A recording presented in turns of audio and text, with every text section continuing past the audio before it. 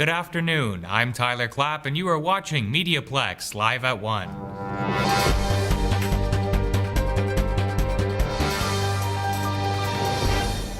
Ontario Premier Doug Ford spoke to the media regarding the education union negotiations. Kayla Tarnowski reports. Most Ontario school boards shut down their classrooms on Friday. This came after the Canadian Union of Public Employees, or CUPE, served the Ontario government with a strike notice last week. CUPE workers following through with the strike even after the province passed the Keeping Students in Class Act last week, invoking the notwithstanding clause to prevent one. On Monday, CUPE announced they would repeal their strike and continue to speak with the Ford government to come up with a contract that both parties agree on. I'm so relieved that CUPE accepted our offer, that they showed the same willingness to compromise.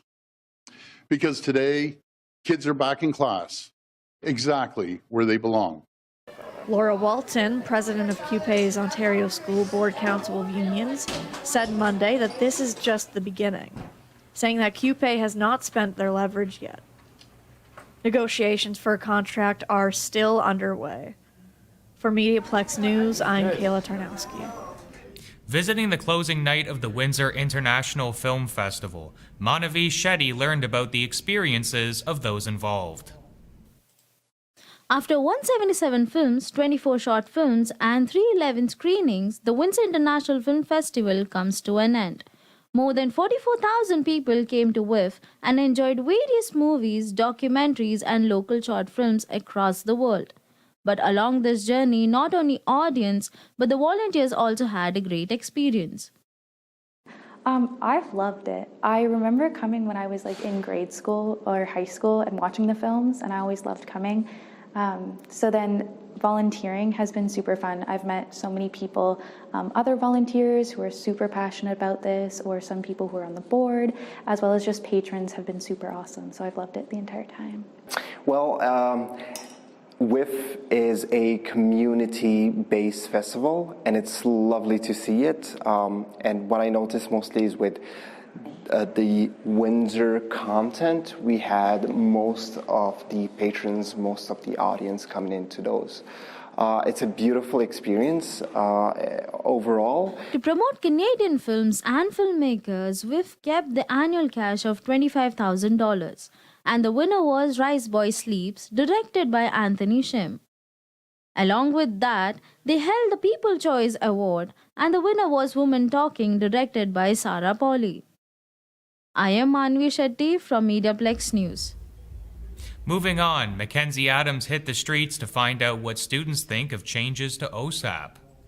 Honestly, I think that it's really amazing because after I graduate here, I can focus on my career and focus on my job, and I don't have to worry about paying back anything. I can now focus on getting a job rather than trying to make those payments back right away, so I feel like that's really helped me do that. A lot of us, when we first go out into the workforce, we're not going to be making over $40,000-$50,000 right away. I feel like a lot of us are still going to be making and entering entry-level jobs. So with that being said, I think that this is just an overall positive thing, waiting until you make at least $40,000. The lower income families, I think it'll take a lot of stress off of them. And now, Constable Sarah Werstein from Crime Stoppers has a message for the community. The Windsor Police Service is seeking the public's help to identify a suspect involved in a robbery at a bank in the 100 block of Olette Avenue on November 2nd at approximately 5:30 p.m. The suspect is described as a white female, 40 to 50 years old, approximately 5'3", with a medium build and medium length red or brown hair.